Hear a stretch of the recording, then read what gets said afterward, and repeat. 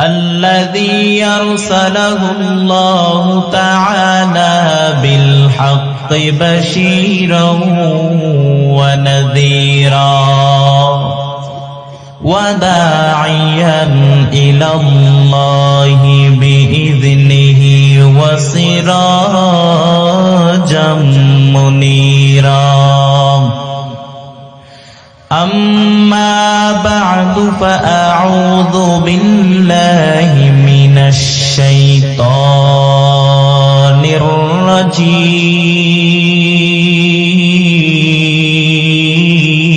الرجيم بسم الله الرحمن الرحيم وإذا سألك عبادي عني فإني قريب أجيب دعوة الداعي إذا دعان فليستجيبوا لي وليؤمنوا بي لعلهم يرشدون.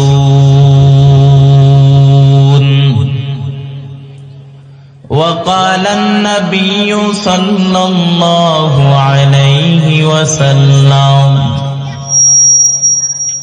الدعاء مخ العبادة صدق الله مولانا العظيم وصدق رسوله النبي الكريم ونحن على ذلك من الشاهدين والشاكرين والذاكرين والحمد لله رب العالمين. وقال تعالى في شان حبيبه ومحبوبه ومعشوقه ومقصوده مخبرا وآمرا إن الله وملائكته يصلون على النبي يا أيها الذين آمنوا صلوا عليه وسلموا تسليما. لا إله إلا الله لا إله إلا الله لا إله إلا الله لا إله إلا الله لا إله إلا الله لا إله إلا الله لا إله إلا الله محمد رسول الله صلى الله عليه وسلم. আরে আল্লাহর গোলাম, ওই সময়ের এত দাম, গভীর রাত, সব মানুষের ঘরের দরজা বন্ধ থাকে, একজনের দরজা খোলা থাকে, তিনি কে? ওই সময় যদি বান্দা আল্লাহর কাছে কিছু চায়, আমার আল্লাহ ফেরত দেয় না। ওই সময় যখন বান্দা আল্লাহর কাছে ডাক দেয়, আমার আল্লাহ ডাক কখনো ফেরত দেয় না। ওই সময়টার এত দাম, তাহাজ্জুদের বড় দাম।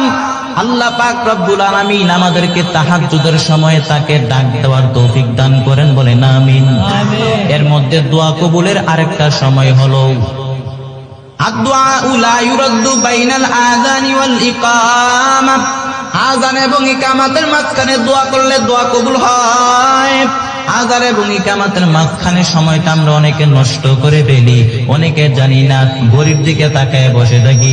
এর বান্দা, ওই সময় আপনি সময়টাকে নষ্ট না করিয়া ওই আযান এবং ইকামতের মাঝখানে দুই হাত তুলে আল্লাহর কাছে দোয়া করবেন। ওই দোয়া আল্লাহ কখনোই ফেরত দিবে না।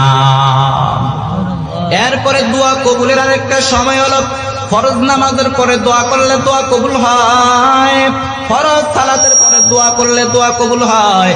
ফরজ নামাজের পরে দোয়া করলে আল্লাহ তাআলা দোয়া ফেরত দেয় না। নামাজের মধ্যে দোয়া কবুলের কয়েকটা জায়গা আছে, এর মধ্যে একটা জায়গা হলো সিজদায় গিয়া দোয়া করলে দোয়া কবুল হয়। সিজদায় গিয়া দোয়া করলে আল্লাহ তাআলা দোয়া ফেরত দেয় না। আল্লাহর নবী বলেন, আকরাবু মা ইয়াকুনুল আবদু মির রাব্বিহি ওয়া হুয়া সাজিদ। আল্লাহর নবী বলেন, বান্দা যখন সিজদায় করে যায় আল্লাহর সবচাইতে নিকটে চলে যায়, আল্লাহর সবচাইতে কাছাকাছি চলে যায়। আমরা দেখতে পাই সিজদাটা মসজিদের কার্পেটের উপরে পড়েছে, সিজদাটা মসজিদের বালুর উপরে পড়েছে, সিজদাটা মসজিদের টাইলসের উপরে পড়েছে। আল্লাহর নবী কয়, না না, তোমার সিজদাটা মসজিদের টাইলসের উপরে পড়ে নাই, তোমার সিজদাটা মসজিদের ফ্লোরের উপরে পড়ে নাই, তোমার সিজদাটা করেছে আল্লাহর কুদরতের পায়ে। সিজদারে তো দাম, সিজদায় দোয়া করলে আল্লাহ তাআলা দোয়া কখনোই ফেরত দেয় না। এর আল্লাহর গোলাম নবীর উম্মতের দল, এজন্য সিজদায় গিয়ে দোয়া করবেন। সিজদার বড় দাম। আল্লাহ তাআলা কোরআনের মধ্যে জানায় দেয়, মা সালাকাকুম ফি সাকার ক্বালু লাম নাকু মিনাল মুসাল্লিন। আল্লাহ তাআলা সাকার জাহান্নামের অধিবাসীদেরকে জিজ্ঞাসা করবেন, এই জাহান্নামীর দল, তোরা জাহান্নামী আসলি কেন? তারা বলবে, ক্বালু লাম নাকু মিনাল মুসাল্লিন, হায় আল্লাহ, আমরা তোমারে সিজদা করি নাই, আমরা ফরজ নামাজগুলো করি নাই, তোমাকে সিজদা করি নাই, এজন্য আমরা জাহান্নামী হয়ে গেলাম। আল্লাহ তাআলা বলবেন, তোরা আমারে সিজদা কর। তখন আল্লাহ তাআলা কুদরতের পা দেখায় বলবেন, আমারে সিজদা কর। যারা দুনিয়ার জমিনে আল্লাহকে সিজদা করেছে, ফরজ নামাজগুলো পড়েছে, তারা মুহূর্তের মধ্যে আল্লাহু আকবার বলে সিজদার মধ্যে লুটিয়ে পড়বে। আর যারা দুনিয়ার জমিনে আল্লাহকে সিজদা করেন, আল্লাহর হুকুম বিধানগুলো মানে নাই, আল্লাহর ফরজ বিধানগুলি মানে নাই, ফরজ নামাজগুলো পড়ে নাই, আল্লাহকে সিজদা করে নাই, তারা চেষ্টা করে তারা সিজদা করতে পারবে না। তাদের পিঠটাকে লোহার মতো শক্ত করে দিবেন কে? চেষ্টা করো, তারা সিজদা দিতে পারবে না। এজন্য দুনিয়ার জমিনে আল্লাহকে বেশি বেশি করে সিজদা করেন, ফরজ নামাজগুলো আদায় করেন, আল্লাহকে সিজদা করেন। কারণ সময় যখন ফুরিয়ে যাবে তখন আর কোনো লাভ হবে না। তার মানে সিজদায় গিয়ে দোয়া করলে দোয়া কবুল হয়। আরে আল্লাহর গোলামের পরে নামাজের সালাম ফিরানোর আগে দোয়া করলে দোয়া কবুল হয়ে যায়। আল্লাহর নবী বলেন, লা ইউসাল্লিমান্নাকা আহাদুকুম হাত্তা ইয়াতাওয়াযা মিন আরবা'a। আল্লাহর নবী বলেন, চার জিনিস থেকে পানাহ না চেয়ে যেন আমার উম্মত সালাম না ফিরায়। এক নাম্বার হলো, আল্লাহুম্মা ইন্নী আউযু বিকা মিন আযাবিল কবর, আল্লাহুম্মা ইন্নী আউযু বিকা মিন আযাবি জাহান্নাম, আল্লাহুম্মা ইন্নী আউযু বিকা মিন ফিতনাতিদ দাজ্জাল, আল্লাহুম্মা ইন্নী আউযু বিকা মিন ফিতনাতিল মাহইয়া ওয়াল মামাত। আল্লাহর নবী বলেন, সালাম ফিরানোর আগে এই চার জিনিস থেকে পানাহ না চেয়ে যেন আমার উম্মত সালাম না ফিরায়। এক নাম্বার হলো, আল্লাহুম্মা ইন্নী আউযু বিকা মিন আযাবিল কবর, আয় আল্লাহ, তুমি আমারে কবরের আযাব থেকে বাঁচাও, জাহান্নামের আযাব থেকে বাঁচাও, জীবন মরণের ফিতনা থেকে বাঁচাও, দাজ্জালের ফিতনা থেকে আমাকে বাঁচায় দাও। এজন্য আল্লাহ নবী বলেন, এই চার জিনিস থেকে পানাহ না চেয়ে যেন আমার উম্মত সালাম না ফিরায়। এজন্য আমরা সালাম ফিরানোর আগে এই চার জিনিস থেকে পানাহ চাইবো আল্লাহর কাছে। কবুল করে নিবেন কে? এরপরে আল্লাহ নবী বলেন, বৃষ্টির নিচে দাঁড়াইয়া দোয়া করলে দোয়া কবুল হয়। বৃষ্টির নিচে দাঁড়াইয়া দোয়া করলে দোয়া কবুল হয়। বৃষ্টি আসলে আল্লাহর নবী ভয়ে পেয়ে যেতেন, একবার ঘরে ঢুকতেন, আরেকবার ঘর থেকে বের হতেন। আম্মা জান আয়েশা ডাক দিয়া বললেন, ও পয়গম্বর, আপনি বৃষ্টি আসলে ভয়ে পান কেন? আল্লাহ নবী ডাক দিয়া বললেন, ও আয়েশা, জানি না এই মেঘ থেকে বৃষ্টি এসে মদিনার জমিনটাকে উর্বর করে দিবে নাকি এই মেঘ থেকে বৃষ্টি এসে মদিনার জমিনটাকে জ্বালায়া দিবে, আমি তো জানি না। আমার ভয় হয়।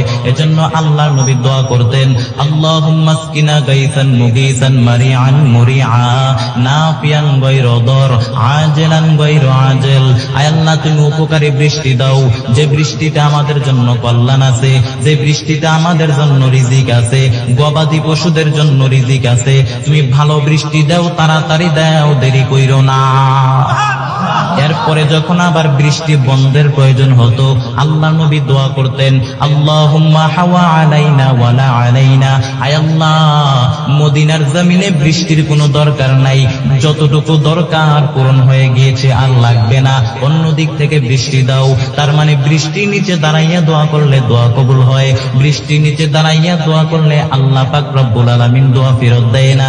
বৃষ্টি নিচে দাঁড়াইয়া অনেক যুবক ভাইয়েরা গান লাগায় দেয়, ডিজে গান, বৃষ্টি পরে টাপুর টুপুর, পায়ে দিয়ে সোনার নূপুর, আছে না নাই? কিন্তু সে জানে না বৃষ্টি নিচে দাঁড়াইয়া যে দোয়া করলে দোয়া কবুল হয়। এজন্য আমরা বৃষ্টির নিচে দাঁড়াইয়া দোয়া করব, আল্লাহ তাআলা দোয়া ফেরত দিবেন না। বৃষ্টির নিচে দাঁড়াইয়া দোয়া করলে দোয়া কবুল করে নেই কে? এরপর আল্লাহর নবী বলেন, কদরের রাত্রে দোয়া করলে দোয়া মিস হয় না। কদরের রাত্রে দোয়া করলে আল্লাহ তাআলা দোয়া কবুল করেন। আম্মা জান আয়েশাকে ডাক দিয়া বললেন, হে আয়েশা, কদরের রাত যদি পাও তাহলে এই দোয়াটা করবা। আল্লাহ নবী আম্মা জান আয়েশাকে দোয়া শিখিয়ে দিলেন, আয়েশা, কদরের রাত যদি পাও তাহলে এই দোয়াটা বেশি বেশি করে করবা। আল্লাহুম্মা ইন্নাকা আফুবুন কারীম তুহিব্বুল আফওয়া ফাআফু আন্নী। আয় আল্লাহ, তুমি ক্ষমাশীল, তুমি ক্ষমা করেকে ভালোবাসো। ফাআফু আন্নী, তুমি আমাদের ক্ষমা করে দাও। কদরের রাত্রে দোয়া করবেন, দোয়া কবুল করে নেবেন কি? এরপরে জুমার দিন দোয়া করলে দোয়া আল্লাহ ফেরত দেয় না। আল্লাহর নবী বলেন, জুমার দিন এমন একটা সময় আছে, ওই সময়টাতে দোয়া করলে আল্লাহ দোয়া ফেরত দেয় না। তবে সময়টা কোন সময়? মুহাদ্দিসিনে কেরাম অনেক ইখতিলাফ করেছেন। সবচাইতে গ্রহণযোগ্য মত হচ্ছে আসরের সালাতের পর সূর্য ঢলে পড়ার আগে, ওই সময় দোয়া করলে আল্লাহ তাআলা দোয়া ফেরত দেয় না। তার মানে জুমার দিন দোয়া করবেন, আসর নামাজের পর সূর্য ঢলে পড়ার আগে দোয়া করবেন, দোয়া কবুল করে নেবেন কে? এরে আল্লাহর গোলাম, নবীর উম্মতের দল। এরপর আল্লাহর নবী বলেন, এরে আল্লাহর গোলাম, দোয়া কবুলের আরেকটা সময় হলো কুরআন খতমের পরে দোয়া করলে দোয়া কবুল হয়। কুরআন খতমের পর দোয়া করলে আল্লাহ তাআলা দোয়া ফেরত দেয় না। কুরআন খতম করে আল্লাহর কাছে দোয়া করবেন, হাত তুলে দোয়া করবেন, দোয়া কবুল করে নেবেন কে? এরপরে হজে গিয়া দোয়া করলে দোয়া কবুল হয়। তাওয়াফ অবস্থায় দোয়া করলে দোয়া কবুল হয়। আরাফার ময়দানে দাঁড়াইয়া দোয়া করলে দোয়া কবুল হয়। মুজদালিফায় দাঁড়াইয়া বুকটা লাগাইয়া যদি আপনি দোয়া করতে পারেন, গাটা লাগাইয়া যদি আপনি দোয়া করতে পারেন, ওই দোয়া আল্লাহ কখনো দেয় না। এরপরে তিন ব্যক্তির দোয়া কবুল। কয় ব্যক্তি? তিন ব্যক্তির দোয়া কবুল, আল্লাহ তাআলা দোয়া ফেরত দেয় না। আল্লাহর নবী বলেন, সালাসু দাওয়াতিন মুস্তাজাবা লা শাক্কা ফীহিন্না। তিন ব্যক্তির দোয়া কবুল, আল্লাহ তাআলা দোয়া ফেরত দেয় না। এক নাম্বার হলো দাওয়াতুল মুসাফির। মুসাফির ব্যক্তি যখন দোয়া করে আল্লাহ তাআলা দোয়া ফেরত দেয় না। এরপরে দাওয়াতুল মাজলুম। মাজলুম ব্যক্তি যখন আল্লাহকে ডাক দেয়, ওই মাজলুম ব্যক্তির দোয়া আল্লাহ কখনো ফেরত দেয় না। তিন নাম্বার হলো দাওয়াতুল ওয়ালিদাইনি লিওয়ালাদিহি।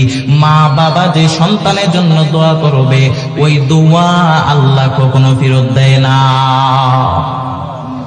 এরে আল্লাহর গোলাম, এজন্য দোয়া করবেন, দোয়া কবুল করে নিবেন কে? আল্লাহ। বেশি বেশি করে দোয়া করবেন, সব দোয়া আল্লাহর দরবারে কবুল হয়। তবে দোয়া কবুলের শর্ত হলো পাঁচটি। কয়টি? এক নাম্বার শর্ত হলো আকলুল হালাল। হালাল হতে হবে, হালাল উপার্জন হতে হবে। হারাম খাইয়া দোয়া করলে দোয়া কবুল হবে না। আল্লাহ তাআলা কুলু মিম্মা ফিল আরদি হালালান তাইয়্যিবা। আল্লাহ পাক রব্বুল আলামিন বলেন, আমি জমিনের মধ্যে যেটা হালাল করেছি ওইটা খাও, যেটা হারাম করেছি হারামের কাছে যাইও না। এরপর আল্লাহ নবী বলেন, ইন্নাল্লাহা তাইয়্যিব লা ইয়াকবালু ইল্লা তাইয়্যিবা। আল্লাহ তাআলা নিজে পবিত্র, তিনি যেটা গ্রহণ করবেন ওইটাও হওয়া লাগবে পবিত্র, অর্থাৎ তিনি হালাল ব্যতীত হারাম তিনি কবুল করেন না। আল্লাহর নবীর একজন সাহাবী কাবা ঘরের পাশে দোয়া করতে করতে কান্না করতে করতে শেষ। সব সাহাবায়ে কেরাম মনে করলেন আজকে এই সাহাবীর সব দোয়া কবুল হয়ে যাবে, এই সাহাবী সব দোয়া কবুল হয়ে যাবে। আল্লাহর নবী বললেন তোমরা কি তাই মনে করো নাকি? তোমরা কি তাই মনে করো নাকি? মা তাআমুহু হারাম, সে যা খায় হারাম খায়। মা সাওবুহু হারাম, সে যে কাপড় পরিধান করে পোশাক পরিধান করে ওইটা হারাম টাকার কিনা। মাশরাবাহু হারাম, সে যে শরাব খায় ওইটা হারাম। আইয়াস্তাজাবালা, আল্লাহর কি ঠেকা পড়ছে তার দোয়াটা কবুল করার? তার মানে আল্লাহর নবীর সাহাবী হওয়ার পরেও, আল্লাহর নবীর সাহাবী হওয়ার পরেও হারাম খাইয়া দোয়া করার কারণে আল্লাহ তাআলা দোয়া কবুল করেন না। আবার কাবা ঘর বাইতুল্লাহর সামনে দাঁড়াইয়া দোয়া করলে আল্লাহ তাআলা দোয়া কখনো ফেরত দেয় না। ওই বাইতুল্লাহর সামনে কোন বান্দা যদি বাইতুল্লাহর সামনে গিয়া দোয়া করে, বাইতুল্লাহর গিলাফ ধরে যদি দোয়া করে, ওই দোয়া আল্লাহ তাআলা কখনো ফেরত দেয় না।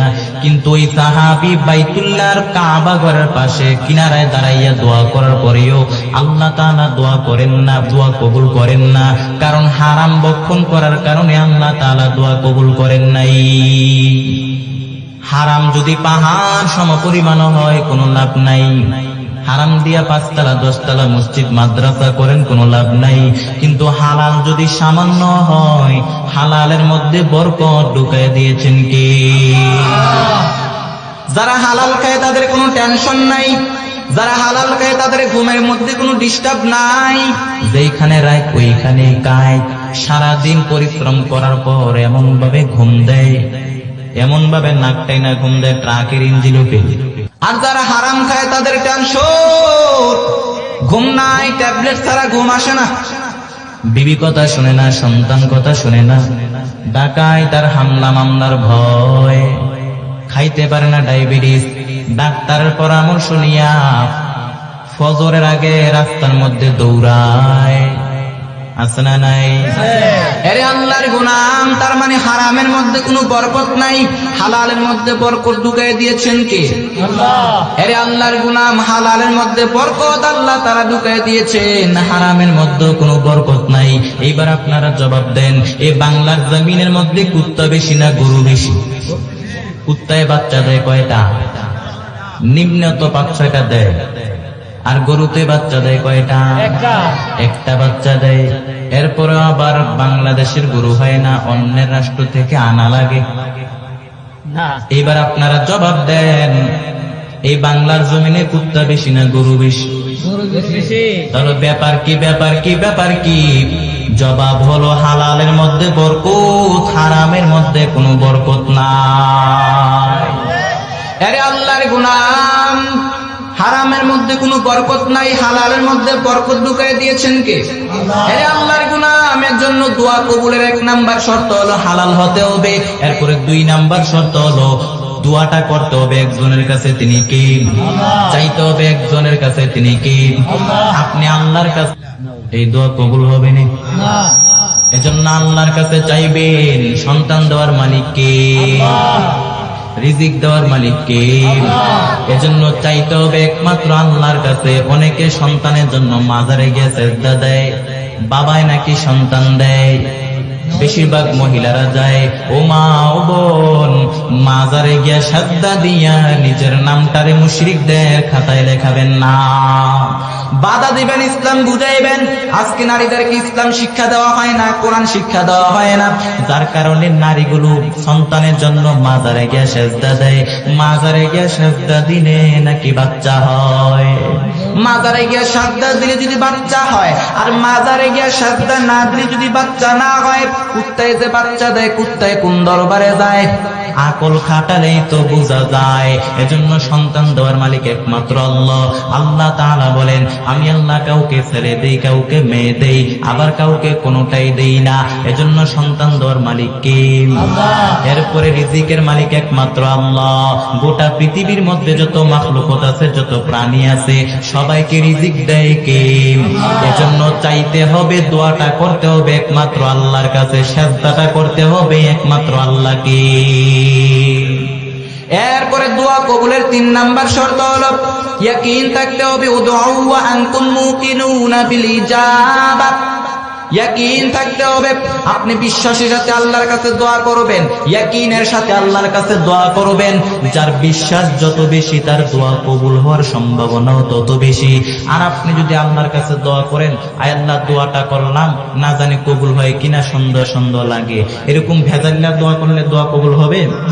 এজন্য ইনটেক দোয়া করতে হবে, ইয়াকিনের সাথে দোয়া করতে হবে, তাইলে দোয়া কবুল হবে। এরপরে দোয়া কবুলের 4 নাম্বার শর্ত হলো নবীর প্রতি দরুদ করতে হবে। নবীর প্রতি দরুদ না পড়লে আপনার দোয়া আল্লাহর দরবারে যাবে না, আসমান এবং জমিনের মাঝখানে ঝুলন্ত অবস্থায় থাকবে। আল্লাহর নবী বলেন, আদ-দুআউ কুল্লু মাহজুবুন মাওকুফুন বাইনাস সামাই ওয়াল আরদ। প্রত্যেকটা দোয়া আসমান এবং জমিনের মাঝখানে ঝুলন্ত অবস্থায় থাকে। যতক্ষণ না পর্যন্ত আপনি নবীর প্রতি দরুদ পড়বেন, ততক্ষণ পর্যন্ত আপনার দোয়া আল্লাহর দরবারে যাবে না। এজন্য নবীর প্রতি দরুদ পড়ার দরকার আছে না নাই? নবীর প্রতি দরুদ পড়লে আপনার দোয়াটা আল্লাহর দরবারে পৌঁছে যাবে। এরপরে দোয়া কবুলের 5 নাম্বার শর্ত, দোয়ার সাথে দাওয়াও লাগবে। যেমন আপনি আল্লাহর কাছে দোয়া করেন, আল্লাহ তুমি পরীক্ষায় ফার্স্ট হওয়ার তৌফিক দাও, কিন্তু পড়ার সাথে কোনো সম্পর্ক নাই, এই দোয়া কাজ হবে না। আপনি অসুস্থ, আল্লাহর কাছে দোয়া করলেন, আল্লাহ তুমি সুস্থ করে দাও, কিন্তু আপনি চিকিৎসা নিলেন না। যেই রোগ, ওই রোগের চিকিৎসা নেওয়াও সুন্নাত। আল্লাহর নবীর হাতের মধ্যে একবার বিচ্ছুয়ে কামড় দিল, বল্লা পোকায় কামড় দিল। আম্মা জান আয়েশাকে ডাক দিয়ে বললেন, আয়েশা লবণের পানি গরম দাও। আম্মা জান আয়েশা লবণের পানি গরম করে আঙ্গুলের মধ্যে ডালতে লাগলেন। আল্লাহর নবী সূরা ফাতিহা পড়ে ফু দিতে লাগলেন। আল্লাহর নবীর সূরা ফাতিহা পড়ে ফু দেওয়াও শেষ। এরপর আম্মা জান আয়েশার লবণের পানি ঢালাও শেষ, আঙ্গুলের ব্যথাও শেষ। আম্মা জান আয়েশা ডাক দিয়ে বললেন, ও পয়গম্বর, আপনি নবী মানুষ, সূরা ফাতিহা পড়ে ফু দিলেই তো ভালো হয়ে যেতেন, আমারে কষ্ট দিলেন কেন? আল্লাহর নবী ডাক দিয়া বললেন, আয়েশা লবণের পানি দিয়ে চিকিৎসা হয়, সূরা ফাতিহা দিয়ে জারফুক হয়। ভালো চিকিৎসা এবং জারফুকের বিনিময়ে রোগ ভালো করে দিবেন কে? এজন্য যেই রোগ, ওই রোগের চিকিৎসাও নিতে হবে, তারপরে দোয়াও করবেন। ভালো চিকিৎসা এবং দোয়ার সমন্বয়ে আপনার রোগ ভালো করে দিবেন কে? এর যে 5টা শর্তের কথা বললাম, এই 5টা শর্ত মেনে যদি আপনি আল্লাহর কাছে দোয়া করেন, তাহলে আপনার দোয়া আল্লাহর দরবারে কবুল হয়ে যাবে। আরে আল্লাহর গোলাম, আমরা জীবনে যত দোয়া করেছি, সব দোয়া আল্লাহর দরবারে কবুল। কোন দোয়া আল্লাহ তাআলা কখনো ফেরত দেয় না, সব দোয়া আল্লাহর দরবারে কবুল। কোন দোয়া আল্লাহ তাআলা ফেরত দেয় না। আরে আল্লাহর গোলাম, আল্লাহর নবীরা আল্লাহর কাছে দোয়া করত, আল্লাহর নবীরা আল্লাহর কাছে দোয়া করত, দোয়া কবুল করে নিয়েছেন কে? পয়গম্বর ইব্রাহিম আলাইহিস সালাম আল্লাহর কাছে দোয়া করলেন, আল্লাহ রব্বি জাআলনি মুকিমাস সালাতি ওয়া মিন যুররিয়্যাতি রব্বানা তাকাব্বাল দুআ। পয়গম্বর ইব্রাহিম আলাইহিস সালাম আল্লাহর কাছে দোয়া করলেন, আল্লাহ তুমি আমাকে নামাজ কায়েমকারী বানাও, আমার সাথে আমার সন্তান ইসমাইলেরও তুমি নামাজি বানায় দাও। শুধু তাই না, ইব্রাহিম নবী নেককার সন্তানের জন্য দোয়া করেছেন। ইব্রাহিম নবী জীবনে যত দোয়া করেছেন, সব দোয়া কবুল করে নিয়েছেন কে? এরপরে নেককার সন্তানের জন্য দোয়া করলেন, রব্বি হাবলি মিনাস সলিহিন। ইব্রাহিম নবী দোয়া করলেন, আল্লাহ তুমি আমার একটা নেককার সন্তান দাও। আল্লাহ তাআলা নেককার সন্তানের সুসংবাদ দিয়ে দিলেন, ফাবাশশারনাহু বিগুলামিন হালিম। আল্লাহ তাআলা নেককার সন্তান দান করলেন, ওই নেককার সন্তানের নাম হলো ইসমাঈল। জীবনে যত দোয়া করেছেন সব দোয়া আল্লাহ তাআলা কবুল করে নিয়েছেন। এরপরে পয়গম্বর আদম আলাইহিস সালাম দোয়া করলেন, দোয়া কবুল করে নিলেন কে? পয়গম্বর আদম আলাইহিস সালাম ভুল করেছেন, ভুল করে গন্ধম খেয়ে ফেললেন। আরেকটা দোয়া আমাদের জন্য রেখে গেলেন, ওই দোয়াটা হলো রব্বানা যালামনা আনফুসানা ওয়া ইল্লাম তাগফির লানা ওয়া তারহামনা লানাকুনান্না মিনাল খাসিরিন। রব্বানা, হে আমাদের রব, যালামনা, আমি জুলুম করেছি, আনফুসানা, আমার নফসের উপর, ওয়া ইল্লাম তাগফির লানা, যদি তুমি ক্ষমা না করো, ওয়া তারহামনা, দয়া না করো, লানাকুনান্না মিনাল খাসিরিন, আমি জাহান্নামী হয়ে যাব রে আল্লাহ।